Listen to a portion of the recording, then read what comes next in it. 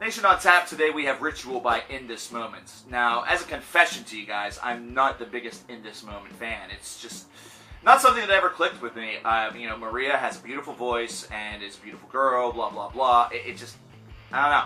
Just one of those groups that never really resonated with me. But there's a lot of you out there that do like this band and have been asking me what I feel about this album. So I'm doing this for you guys, and I am going to take the high road with this one as well and aim for complete impartiality. Looking at this band for what it is and completely ignoring my personal feelings toward the group. You know, what I do every day, but I'm going to make a more concerted effort, considering I've already told you I'm not the biggest of fans. Try to put myself in your shoes. So, this album follows up Black Widow, which came out a couple of years ago, which was hot on the heels of Blood, and really with each passing album, In This Moment has been gaining a fan base that has become rabid, and definitely has established themselves as one of the more popular modern metal groups, if you want to call them that, or radio metal groups of this era. So they've done a lot of great things, and Maria obviously is trying to help out the idea of women in heavy metal even further, even though I always thought that was something that was kind of alright, but hey, what do I know?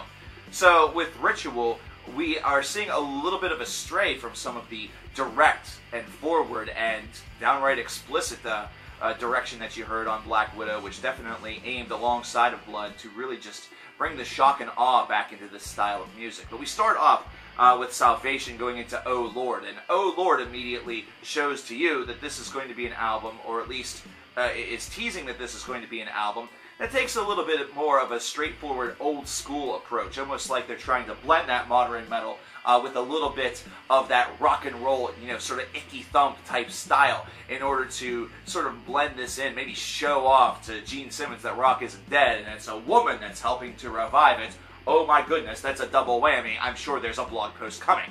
But Oh Lord, what it suffers from is its simplicity, and sometimes simplicity in modern metal is actually its best friend. But this is a track that just feels a little too monochrome and doesn't go very far. Let's move on. Black Wedding features Rob Halford. So, yes, this has got to be good, right? And it actually kind of is. I enjoyed this track not only because of the Rob Halford inclusion, not only because of the Billy Idolism that you get right there in the chorus, which is total gimmick infringement, but who gives a crap? I just think this song has a really cool construction to it, and I dig the dynamic that happens between Maria and Rob in this song. These two work well together, and that's why this song really works. In This Moment did a cover of In the Air Tonight, which is pretty wild if you ask me, and you know what? I'm going to be honest with you, she nailed it. She absolutely nailed it, and I say she, I mean the band, but with her vocal performance, Maria really nailed it on this song, and I think that that's where the power comes from, is that she has that ability to transition from her softer register that is almost haunting and kind of, in a way, erotic at the same time. It's sort of like a hauntrotica or an e-haunting. E-haunting sounds like some stupid Miranda Cosgrove spinoff, but whatever. This is just how you do a cover. This is how the cover can be handled. Does it have sort of the same backdrop as the original? No, but that's not the point. You have to make some things yours whenever you do covers. They do take a couple of liberties, but not too many. Great balance of, staying true to the original and putting your own spin on it. What happens, though, after this is kind of where my weakness really showcases itself toward this band, is that I hear a lot of tracks with similar constructions that every so often will throw in like a new little twist, maybe a carnival-esque atmosphere, maybe a track such as Twin Flames, which is aiming to, really escalate the composition as much as possible. It's also, consequently, one of the longest tracks on this album at 5 minutes.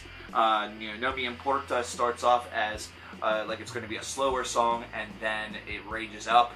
Maria is able to sort of take the ball by the horns. Everything, though, has that sort of similar veneer that you heard from Oh Lord and White Wedding.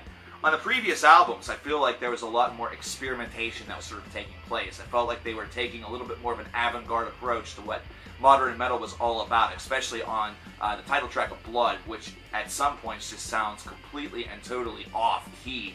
Either that or just completely off-kilter. It's a wild song, and I think that's why that album really worked. It showed them as a group that was unwilling to play by the rules.